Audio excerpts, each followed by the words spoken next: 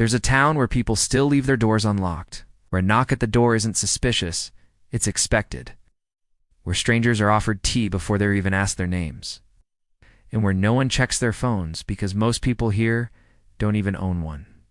When I first heard about it, I thought it was just a story. Something exaggerated, the kind of thing you read online and scroll past. A town like that couldn't possibly exist in a world addicted to screens and schedules. But it's real.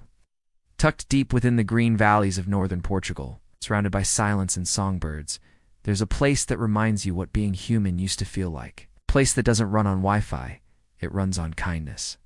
The road to the town is barely a road at all, just a ribbon of cobblestone curving between vineyards and olive groves. It's a kind of path that makes you slow down, whether you want to or not. As I drove, the hills caught the last light of the day, burnt gold melting into deep green, like the sunset itself was guiding me there. When I finally arrived, there was no signpost, no welcome arch. Just an old woman standing by the roadside, holding a woven basket.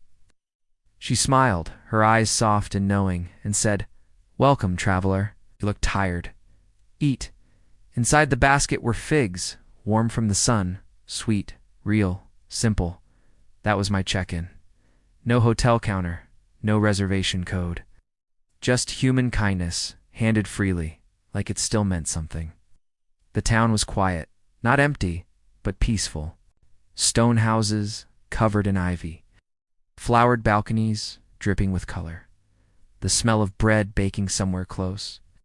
And laughter, real laughter, echoing from a courtyard where children played tag with a wooden stick instead of a screen. It felt like I had stepped out of time. A place where life wasn't measured by minutes or money, but by how much you could give without expecting anything back. Here, there's no such thing as service. There's only sharing. The baker rises before dawn, kneads the dough in silence, and by sunrise, leaves fresh loaves on the stone ledge outside his shop. No price tags, no waiting lines. Just bread, warm, fragrant, free. Whoever walks by can take one. And somehow, there's always enough. When someone falls sick, they're never alone. By the time the sun sets, their porch is covered with bowls of soup, bundles of herbs, and logs for the fire. No one waits to be asked, they just show up. One winter, the school teacher's roof collapsed during a storm. By morning, a dozen villagers were already there. Men, women, even children, all working together. By nightfall, the roof stood strong again. No contractor, no payment, just community. They call it the circle of good. It's a quiet rule, unspoken but absolute. Every act of kindness creates another. You help because someone once helped you, and because someone will need it next. An old man explained it to me by the fire one evening.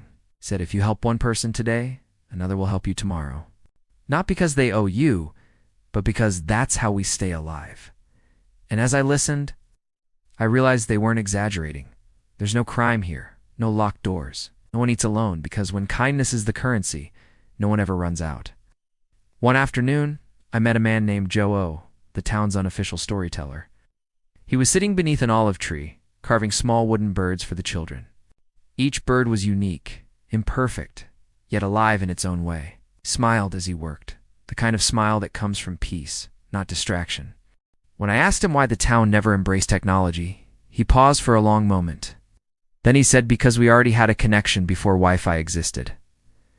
I must have looked confused, because he chuckled softly and added, in most places people ask, what do you do?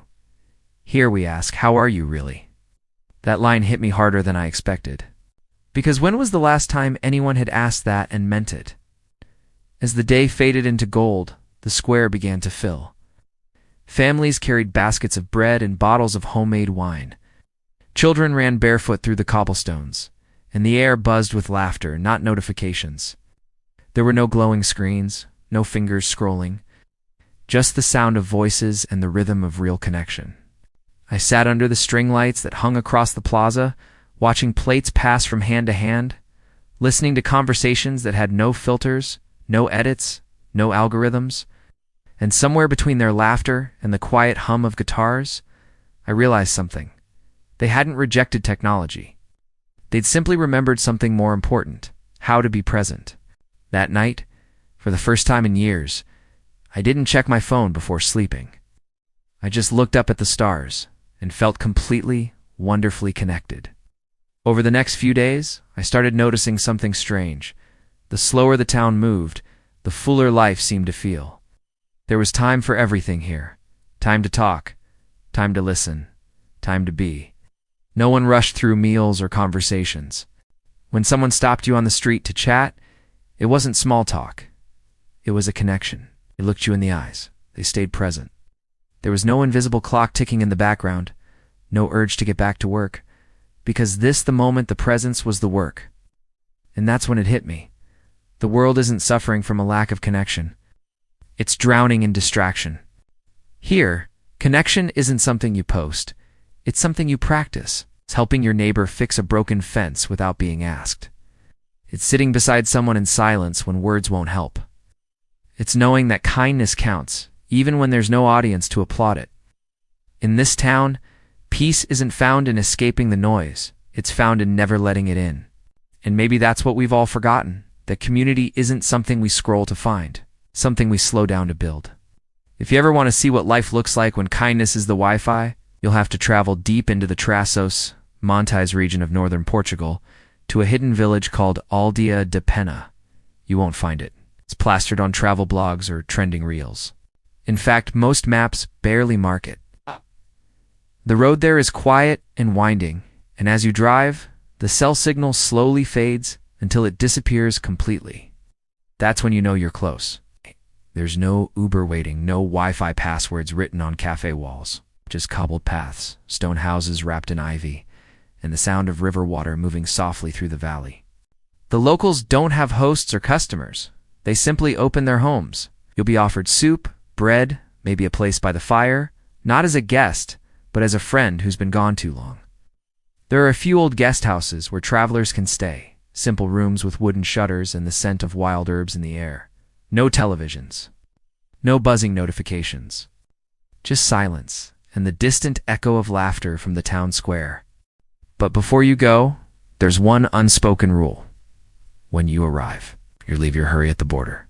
Because in Aldeia da Pena, life moves at the speed of kindness, and that's fast enough for everyone. Aldeia da Pena isn't just a town, it's a mirror, reflecting what the world used to be before we traded connection for convenience. Here, no one hurries, yet everything gets done. No one competes, yet everyone thrives. It made me realize the world doesn't need more speed, it needs more heart. Maybe we don't need stronger signals or faster downloads. Maybe we just need to look up, to listen, to care. To remember that the most powerful network has always been the one built between people. Because when a community runs on kindness, everyone becomes rich. Not in things, but in belonging. And if you thought this town was extraordinary, wait until you see the next place I found, a hidden island where everyone works together, but no one's ever in charge. It's a community with no leaders, no hierarchy, and yet it runs more smoothly than most cities on Earth. That story will change how you see leadership forever.